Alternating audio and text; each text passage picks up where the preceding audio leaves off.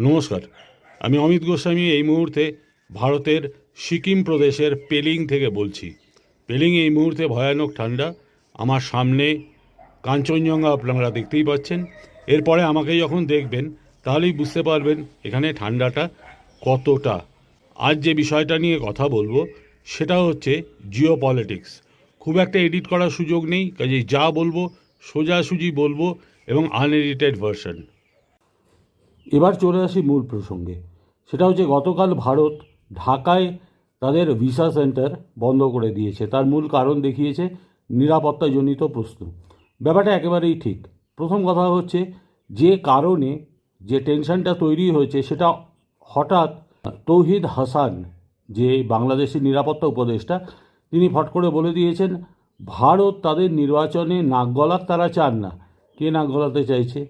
ভারত যে কথাটা বলেছে সেটা হচ্ছে ভারত চায় সবসময় গণতন্ত্রে ইনক্লুসিভ নির্বাচন হোক, অর্থাৎ কাউকে বাদ দিয়ে যেন না হয়। যারাই আছেন তিনি ধর্মীয়ভাবে যাই হন না কেন, তারা যে কোনো মতবাদে বিশ্বাস করুন না কেন, প্রত্যেকের গণতন্ত্রের নির্বাচনের অধিকার আছে। এই নির্বাচনের অধিকার নিয়ে বাংলাদেশ চিরকাল কোনো না কোনো দলকে সাইড করে রাখবে। এর আগেও যে করেনি তা নয়, এর আগেও কিন্তু বাংলাদেশ যে কাজটা করেছিল সেটা হচ্ছে জামাতকে নিষিদ্ধ ঘোষণা করেছিল। দেখুন, ভারত 2014 সালের পর থেকে কখনো বাংলাদেশের আভ্যন্তরীণ ব্যাপারে হস্তক্ষেপ করেনি, কিন্তু ভারতের কথা বলার অধিকার যথেষ্ট আছে।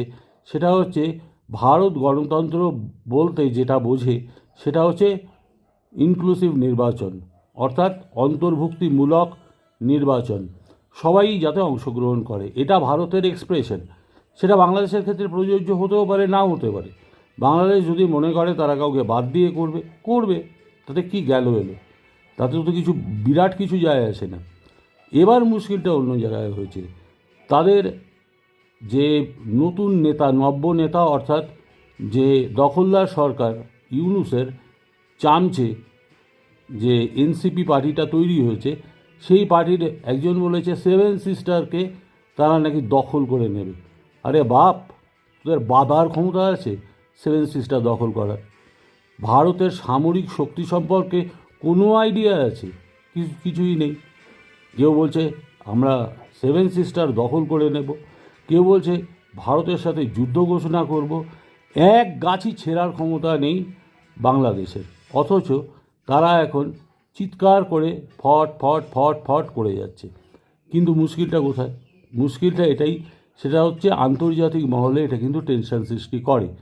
বলদের মতন কথা বলাটা কোনো রাজনৈতিক নেতার পরিচয় হতে পারে না। একথা ঠিক।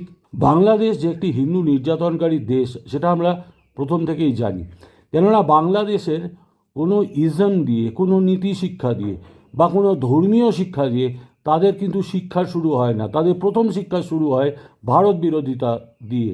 অর্থাৎ ছোটোবেলা একটা বাচ্চা জন্মালে তাকে প্রথমেই বলা হয় যে তুমি ভারত বিরোধী হও, ভারত হচ্ছে একটা দানব রাষ্ট্র যেটা আমাদের গ্রাস করছে।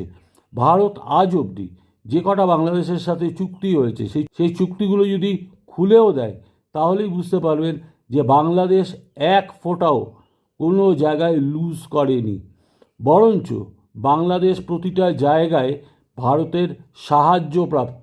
1971 সালে যখন পেঁদিয়ে খগেন করে দিয়েছিল পাকিস্তানিরা, তখন ভারত শুধুমাত্র তাদের আশ্রয় দেয়নি, ভারত তাদের স্বাধীনতাটা এনে তুলে দিয়েছিল, যেটা আমার মতে অন্তত ব্যক্তিগতভাবে আমি মনে করি ভারত বাধ্য হয়েছিল। তার কারণ ভারতের অর্থনীতিতে চাপ পড়ছিল। উলু খাগড়ারা বা ভিখিরিরা যদি আপনার রাষ্ট্রে আসে, ভিখিরিরা যদি আপনার দেশের ভাত কাপড় সেগুলো ব্যবহার করতে শুরু করে, অর্থনীতিতে চাপ পড়ে, তখন কিন্তু আমরা পাকিস্তানিদের যে দানবীয় আচরণের নিন্দা করে আমরা সাহায্য করেছিলাম বাংলাদেশকে, অর্থাৎ বাংলাদেশি মানুষদের। তাতে লাভ কী হলো? তাতে লাভ যেটা হলো সেটা হচ্ছে মুখে বারবার করে বলা হলো যে ভারত আমাদের বন্ধু হলো, সেই বন্ধুত্ব কিন্তু বেশি দিন টিকল না। মাত্র 4-5 বছরের পরেই ভারত আবার শত্রু হয়ে গেল। এই যে শত্রুতা, এই শত্রুতা কিন্তু নেভার এন্ডিং, কখনো কিন্তু ওদের মন থেকে এই শত্রুতা কিন্তু যায়নি। আমি নিজে বাংলাদেশে এতবার গেছি, আমি বারবার করে একটাই জিনিস দেখেছি, এদের মনের গহীনে একটা জিনিস সবসময় তৈরি হয়ে আছে, সেটা হচ্ছে ভারত আমাদের শত্রু, ভারত আমাদের থেকে সব কিছু নিয়ে নিচ্ছে। অথচ একটি উদাহরণও নেই। তিস্তা নদী নিয়ে যে কথাটা বারবার করে তারা বলেছিল, তিস্তা নদীর ব্যাপারটা কি? আরে তিস্তার যে নদী মুখে যেখানে বর্ডার আছে সেখানে জল আসে 100 কিউসেক, 1600 কিউসেক হলে জল বন্টনটা প্রপারলি হয়। কিন্তু বাংলাদেশ খুব ভালো করে জানে যে কোনোভাবেই তিস্তাতে 1600 কিউসেক জল আসা সম্ভব না। চীন যদি ব্রহ্মপুত্রকে আটকে দেয়, এদিকে সিকিমে যদি জলবিদ্যুৎ প্রকল্প তৈরি হয়, তাহলে 1600 কিউসেক কোনোভাবে আসা সম্ভব না। ফলে এই ব্যাপারটা মমতা বন্দ্যোপাধ্যায় সেই সময় না করেছিলেন, এবং যেটা আজও বাস্তবায়িত হয়নি। এটা হচ্ছে একটা ইস্যু ছিল, কিন্তু তার জন্যে কিন্তু বাংলাদেশের বিরাট কিছু ক্ষতি হয়েছে তা নয়। কিন্তু ভারত $2 বিলিয়ন অর্থ সাহায্য করতে চেয়েছিল তিস্তা বেসিনকে নতুন করে গড়ে তোলার জন্য। ভারত কিন্তু চেয়েছিল $2 বিলিয়ন খরচ করে তিস্তা বেসিন দিয়ে সেখানে একটা জলাধার তৈরি করার, কিন্তু নতুন দখলদার সরকার এসে সেটাকে ক্যান্সেল করে দিল, বা ভারতও খুব বেশি আর উৎসাহ নিল না। হয়ে গেল, তিস্তা তোরা বুঝে নে, সেটা ইস্যু নয়। এরপরে আসবে গঙ্গা নদী চুক্তি। গঙ্গা নদী চুক্তিতে এতদিন পর্যন্ত ওপর দিয়ে একদম পলিবিহীন জলটা যেত। ভারত এরপরে কি পলিবিহীন জল দেবে? দেবে না। এই পলি যাবেই। পলি গেলে কি হবে? ড্রেজিংয়ের খরচ আছে, সেই ড্রেজিংয়ের খরচ নিক। এই যে বারবার প্রতিটা জায়গায় শত্রুতা করে নিজেদের বাঁশ নিজেরা নিচ্ছেন, এর কোনো অর্থ হয় না।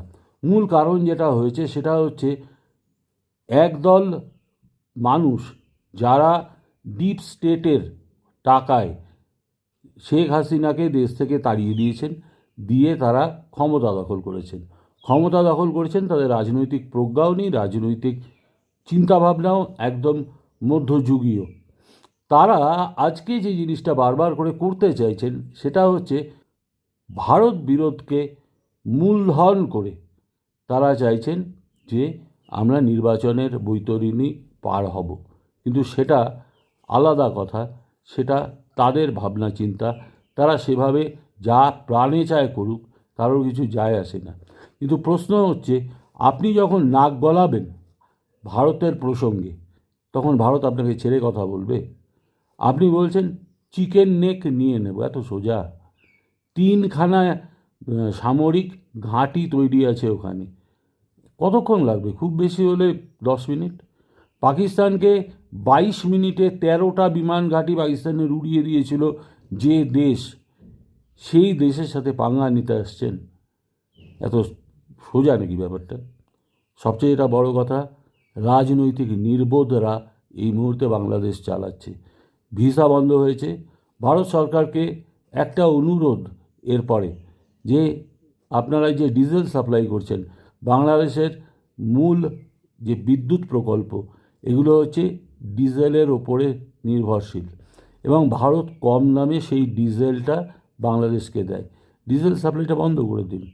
দরকার কি? এই মুহূর্তে তো যে খনিজ তেল নিয়ে সারা পৃথিবীতে এই মুহূর্তে ভারত বেশ কিছু ডামাডোলের মধ্যেও পড়েছে, দরকার নেই তো, বন্ধ করে দিন বাংলাদেশকে।